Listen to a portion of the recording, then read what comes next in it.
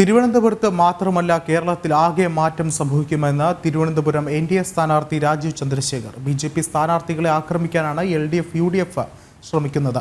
അതേസമയം കേരള സർക്കാരിന്റെ വികസനങ്ങളൊന്നും പറയാനില്ലെന്നും കടം വാങ്ങിയാണ് പെൻഷൻ പോലും കൊടുക്കുന്നതെന്നും അദ്ദേഹം കൂട്ടിച്ചേർത്തു. തൃശ്ശൂരിൽ മാധ്യമങ്ങളോട് സംസാരിക്കുകയായിരുന്നു അദ്ദേഹം.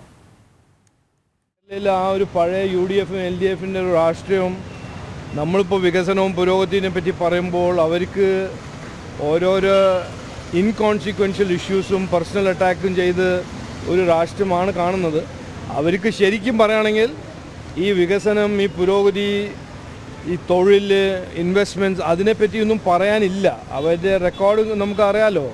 ഇവിടെ 8 കൊല്ലം കേരളത്തിൻ്റെ ജനങ്ങൾ ഒരു അവസരം കൊടുത്തപ്പോൾ CPIMൻ്റെ സർക്കാർ എന്ത് ചെയ്തു എന്ന് നമുക്ക് എല്ലാവർക്കും അറിയാലോ.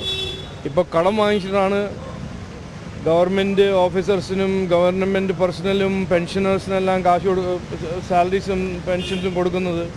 ആ സ്ഥിതി ഇവിടെ